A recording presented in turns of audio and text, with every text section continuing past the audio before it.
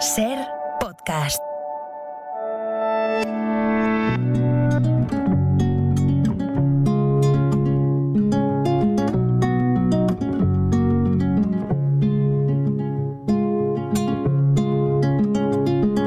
I wish I were alone tonight,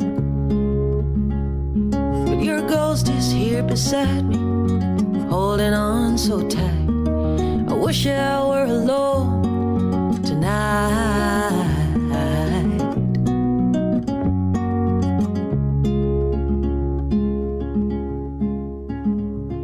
When I have to walk along. La narrativa periodística y la forma de contar la pandemia se ha centrado mucho en las cifras. Hemos hablado de cifras de muertos, cifras de incidencia acumulada, cifras de contagios, de personas curadas. Las hemos normalizado un poco como si formaran parte de una rutina, ¿no? Y la fotografía, sin embargo, continúa siendo uno de los mejores testigos de la tragedia.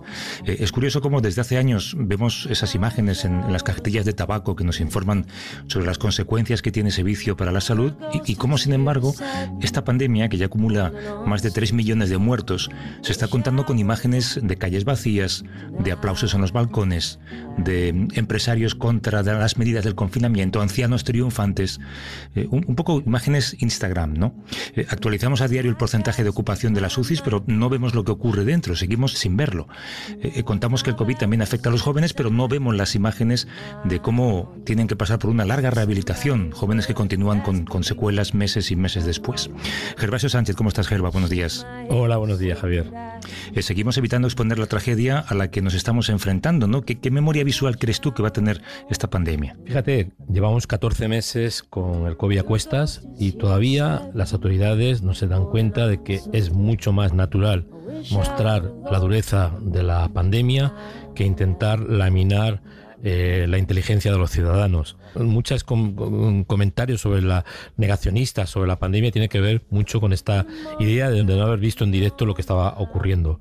Una fotografía, Javier, nunca refleja por sí sola el profundo horror de una tragedia, pero sin ella carecemos de la prueba que documente nuestra memoria histórica.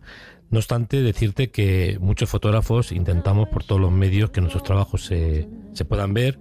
Incluso hay universidades como la Universidad de Alcalá de Henares que ha creado el archivo COVID y se han publicado al menos 3 libros en España sobre este tipo de problemas. Tú desde el principio, Gervas, has estado dentro, has intentado fotografiar esa tragedia en los hospitales, en los lugares donde la gente estaba muriendo. ¿Con qué impedimentos te has encontrado? Bueno, me he encontrado con todos los impedimentos del mundo, como pocas veces me ha ocurrido a lo largo de mi vida profesional. Llevo cerca de 40 años trabajando en zonas de conflicto, desde el año 82, que estuve primera vez en Israel cubriendo la invasión del sur del Líbano, y nunca me había encontrado con tantas dificultades para trabajar como aquí en España y en mi caso en Aragón, en la comunidad autónoma en la que vivo. Todo han sido restricciones, prohibiciones, disculpas estúpidas desde mi punto de vista, porque incluso se me ha llegado a decir que no os dejamos entrar en las residencias, ni en las UBIs, ni en los hospitales para preservar el derecho a la dignidad de las víctimas, que para mí es un insulto, ¿no? Porque yo toda mi vida he tratado o he intentado tratar con la dignidad que se merece a las personas que sufren, ¿no? Y esto me lo han dicho personas casi nunca vinculadas al día a día de la lucha contra la pandemia, es decir, los médicos, enfermeras que estaban en la primera línea. Lo dicen los políticos que se acomodan en sus casas y que muy pocas veces ven en directo la tragedia. Gerva, tú y otro buen amigo del programa, Ricardo García Vilanova, habéis editado un libro en Blume que se llama Pandemia, mirada de una tragedia. Son 26 fotógrafos y fotógrafas de España y América Latina que han juntado sus fuerzas para desarrollar ese proyecto altruista y crear una memoria visual de todo lo ocurrido durante el último año. Bueno, es un proyecto altruista, pero ¿por qué era necesario crear este fondo con la idea de ayudar a las familias de los fotoperiodistas muertos cubriendo la tragedia? Bueno, la verdad es que ha sido un proyecto muy impactante, incluso para mí, encontrarme con el trabajo de 26 fotógrafas y fotógrafos, 13 mujeres y 13 hombres, 13 latinoamericanos y 13 españoles, que han permitido juntar el trabajo coeditado por la editorial Blume y por la Agencia Española de Cooperación Internacional y conseguir ver que ha ocurrido en países lejanos a los nuestros, países de América Latina, desde el sur hasta el norte de América Latina, incluido Estados Unidos, o en diferentes comunidades autónomas donde se ha desarrollado la pandemia, ¿no?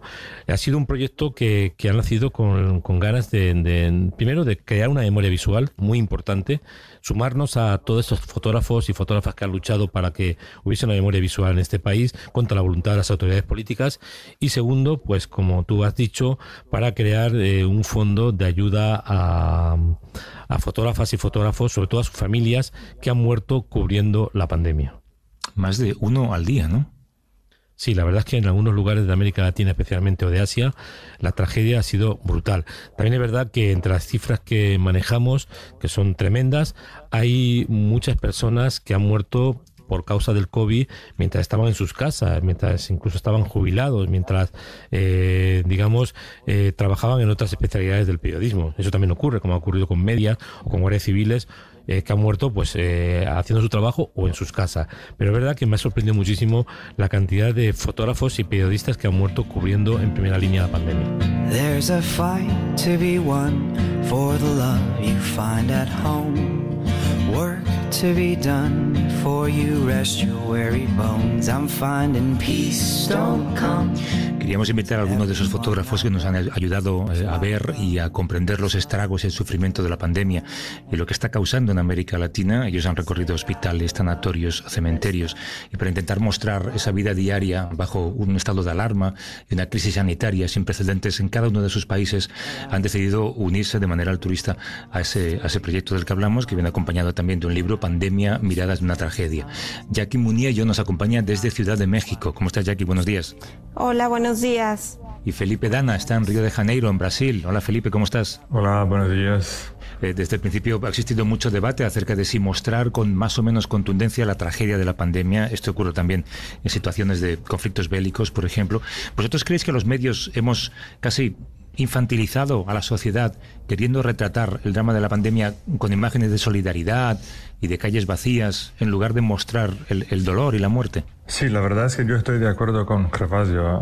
Yo trabajé tanto en España como en Brasil en diferentes momentos de la pandemia, y especialmente al principio de todo estaba muy complicado acceder a los hospitales, a los cementerios, donde estaba pasando los esfuerzos por la pandemia, ¿no? Ya había meses que estaba cubriendo la historia en España y lo único que podíamos hacer era mostrar calles vacías, y me pareció muy absurdo eso, ¿no?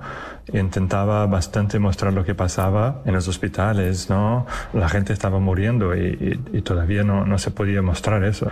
Y no pensaba que íbamos a tener este control tan fuerte, ¿no? En España, pero después conseguimos trabajar mejor y mostrar más lo que estaba pasando, ¿no? Luego te hablaremos un poco de cómo fue ese trabajo cuando regresaste a Brasil. ¿A ti qué te parece, Jackie?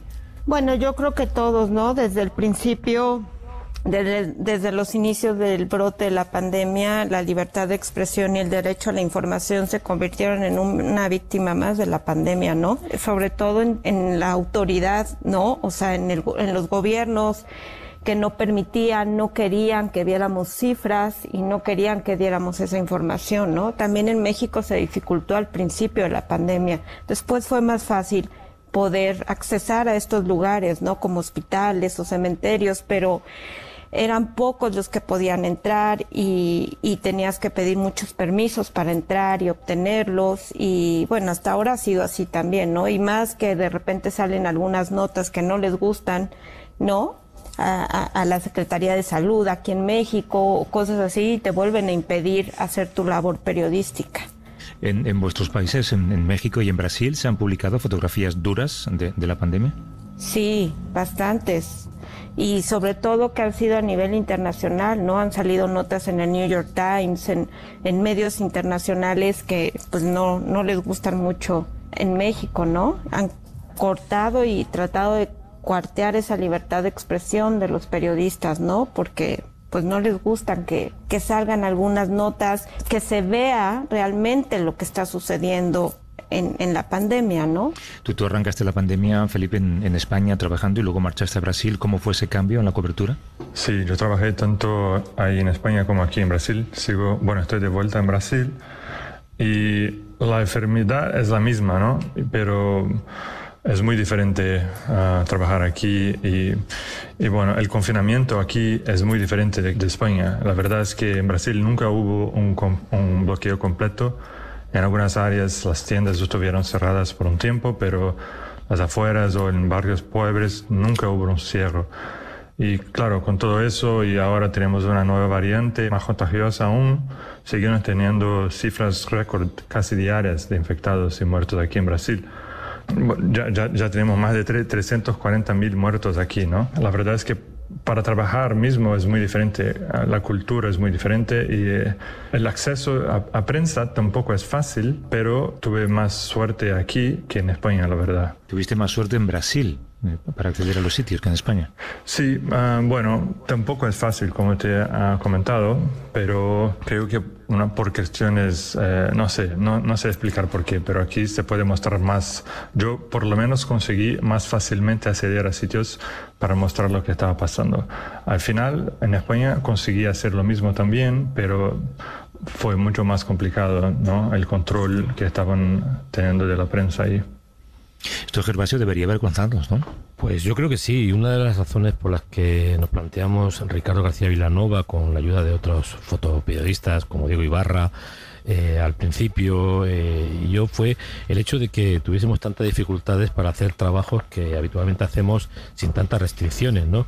Yo recuerdo, por ejemplo, que en marzo, a finales de marzo, yo publiqué un reportaje en Heraldo Aragón y en 20 minutos sobre el tanatorio de Zaragoza.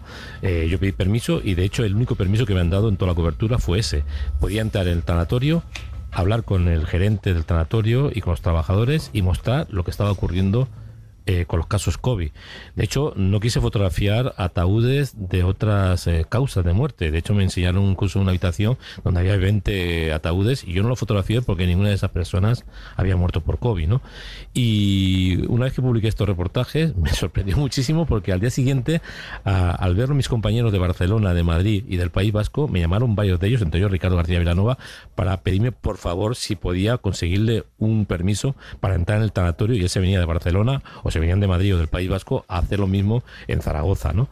Digo, me ha sorprendido muchísimo porque en la planificación de este trabajo he podido ver el trabajo de Felipe Dana, el trabajo de Rodrigo App en Perú, el trabajo de Jackie en México, el trabajo de Víctor en El Salvador y trabajos hechos también en Argentina y en Estados Unidos, y veo por la secuencia fotográfica que las dificultades han sido mucho menores, como decía Felipe. Entre las 300 fotos que hay en este libro, Javier, solamente hay un muerto descubierto, que es una fotografía que tomó Felipe Dana, de la que espero que luego hable un poco, en la Amazonía brasileña, evidentemente con el permiso de la familia. O sea que nosotros no estábamos buscando el morbo por el morbo, ni queríamos mostrar fotografías de ancianos muriendo en la residencia. De hecho, yo tengo fotografías tomadas de ancianos y ancianas que murieron horas después de haberlas tomado o días después, y no las he publicado, no las ha visto nadie, ni siquiera mi familia.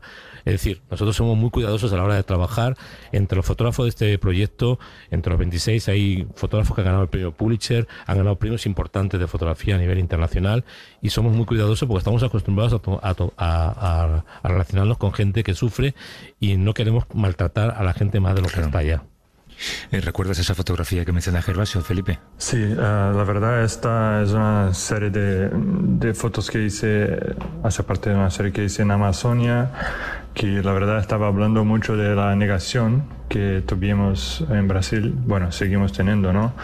Pero especialmente el año pasado, al principio de todo, me sorprendió mucho que muchas personas, mismo que estaban teniendo sus parientes o familiares muertos, no seguían sin creer en el virus, ¿no? en la enfermedad. Entonces, claro, yo seguí por semanas trabajadores del servicio público en Manaus, que es la capital de la Amazonía en Brasil, que estaban recorriendo cuerpos de personas que habían morido en sus casas, y la mayoría porque no querían ir al hospital, porque pensaban que estaban enfermos, pero seguían en casa. Y muchos seguían sin creer que, los familiares, ¿no?, seguían sin creer que ellos habían muerto por el virus. Entonces, eso fue un problema muy, muy grande que seguimos pasando en Brasil, ¿no? Pero qué curioso, ¿no, Javier? Sí. Para que veas un poco, ¿no? O sea, en Brasil, con Bolsonaro negando el virus, se podía trabajar con más libertad casi que en España, con las autoridades continuamente haciendo ruedas de prensa, algunas, ruedas de prensa que más que ruedas de prensa eran un apagón informativo, porque la comunicación que daban era casi siempre reiterativa, las preguntas más incómodas se escondían, imponiendo incluso formatos de prensa absurdos, con la intención de maquillar los errores que se estaban cometiendo desde el principio de la pandemia. En cambio, un país como Brasil, donde realmente la autoridad principal, el presidente de la República, ha negado el virus desde el principio, a pesar de que luego lo pilló, pues se pueda trabajar con más libertad. O en Perú, si estuviese hablando Rodrigo, aquí, o algunas personas que han trabajado, pues la propia Jackie en México, seguro que comparativamente ha habido mucha más libertad para trabajar en estos países. Bueno, de hecho, en México también López Obrador durante meses insistía en que no tuviera nadie miedo al coronavirus, ¿no? Y intentaba combatirlo con escapularios, yo creo. Oye, nos faltaba una comunicación que no conseguíamos con Colombia. Lorena Velasco nos acompaña desde Popayán. Un momento, ¿cómo estás, Lorena? Buenos días. Buenos días, ¿cómo están? Es un placer acompañarlos. Gracias, Lorena. Hemos visto algunas de las fotografías que están también en este proyecto y tu manera de retratar la pandemia es diferente a la de Jackie, a la de Felipe, a la de Gervasio también. Tú te centras un poco en retratar sentimientos, ¿no? La angustia, el miedo, las inseguridades. Sí, claro que sí. En este caso yo participo con una reflexión más personal, una reflexión interna sobre la cuarentena. Es como resuelvo mis propias preguntas en un ejercicio, una catarsis, como un ejercicio de autorreconocimiento. Creo yo que parto de ahí, de una realidad mucho más autorreferencial, donde el pensamiento, donde los sentimientos, donde la misma coyuntura, lo que está sucediendo, me afecta a mi familia, y a partir de todas esas emociones, esas situaciones tan complejas, empezamos a construir memoria a través de estos imaginarios. Es una situación bien particular, es una forma de abordar también lo que nos ha pasado durante este año. Yo en realidad soy fotógrafa documental colombiana, pero tengo como un enfoque mucho más en los proyectos personales, para contar lo que sucede también internamente en las familias, porque es que la salud mental también es importante, es un factor determinante en todo el contexto de la pandemia. Entonces yo nunca me imaginé que fuera a tener una recepción tan bonita del público, ¿no? Y del espectador. Muchas familias se sintieron representadas, muchas madres también se sintieron muy identificadas con estas imágenes que habla precisamente sobre las inseguridades, ¿no?, que se viven, y sobre todo los niños, con esta cantidad de información que circula en medios. Claro, Colombia, Lorena, es una sociedad muy compleja, con heridas de conflictos que todavía no están cerradas. Me gustaría que nos contaras un poco por encima cómo ha sido la cobertura fotoperiodística de la pandemia, porque los colombianos de partida están más acostumbrados a ver imágenes de la muerte en su prensa. Por supuesto, yo creo que no ha sido tan compleja la cobertura. Creo que la dificultad más importante ha sido la centralización de la información. En este caso, la Procuraduría es la única vocera institucional para el manejo de toda la información, y esa estricta coordinación administrativa afecta a la libertad de prensa, el acceso a las fuentes, el acceso a las personas, el acceso a la información.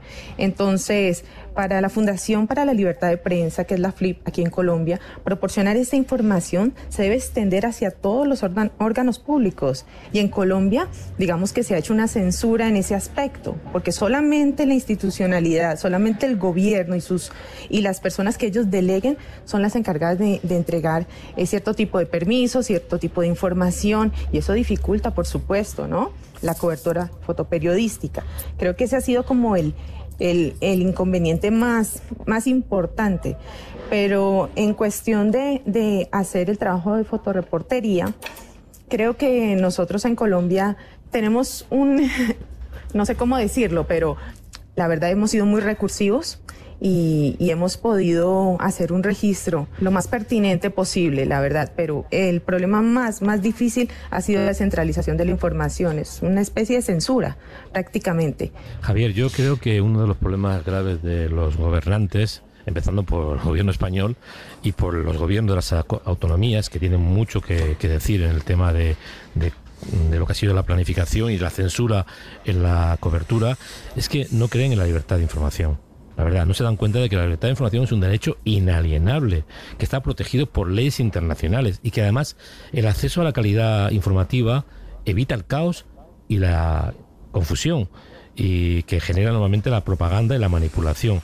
Y una información de calidad, creo yo sinceramente, que permite instituciones más transparentes. Y las autoridades se olvidan de esto en el momento en que se encuentran con problemas, creyendo que la opacidad ante lo que está ocurriendo en la residencia de ancianos y en hospitales va a dar una idea equivocada de lo que está ocurriendo y lo que están buscando maquillar la realidad, esconder los grandes defectos de los sistemas sanitarios, lo que ha impedido también tener datos fiables de contagios y de víctimas. Me parece un escándalo tremendo todavía que no sepamos exactamente cuál ha sido el número real de muertos en España. El Ministerio de Sanidad habla de 76.000 muertos, pero el exceso de mortalidad, tanto en el informe de Momo como en el Instituto Nacional de Estadística, te habla de 27.000 a 30.000 muertos más. El otro día en un programa de radio yo escuchaba, Italia tiene 107.000 muertos, es decir, es el país con más muertos. En Italia hay menos muertos que en España per cápita, porque en Italia hay 20 millones más de personas. Y eso hay que tenerlo en cuenta a la hora de informar.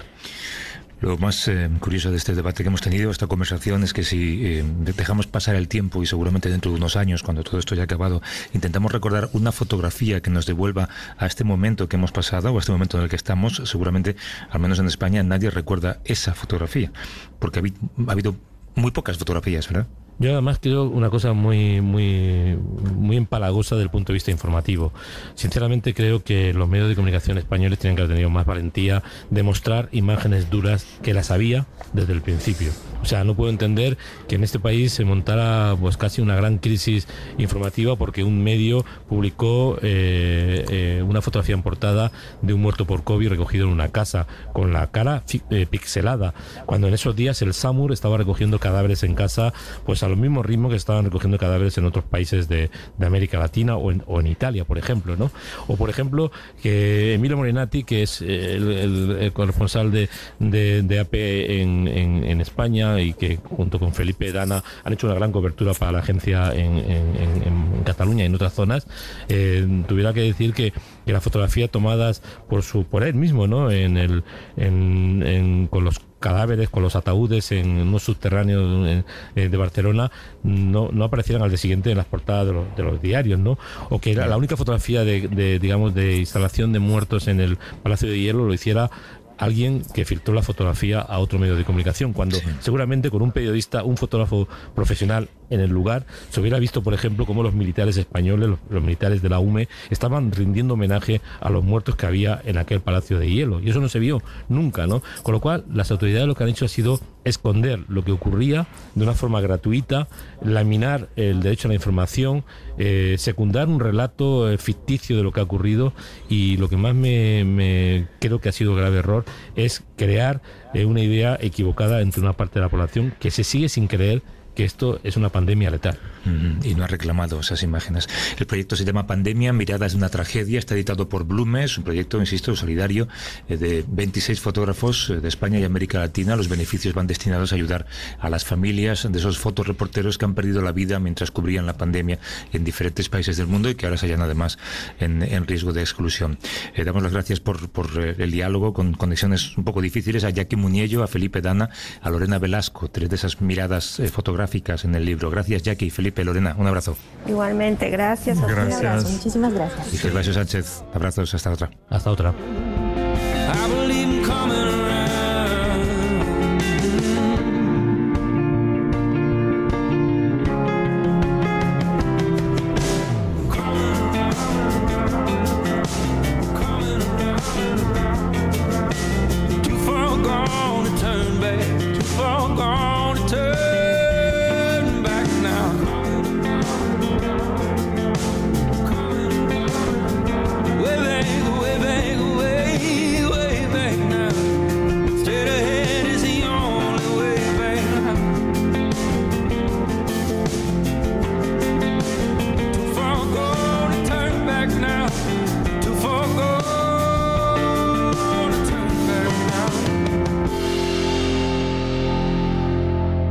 Suscríbete a Vivir que son 2 días. Todos los episodios y contenidos adicionales en la app de Cadena SER y en nuestros canales de Apple Podcast, Spotify, iVoox, Google Podcast y YouTube. Escúchanos en directo en la SER sábados y domingos a las 8 de la mañana. Cadena SER. La radio.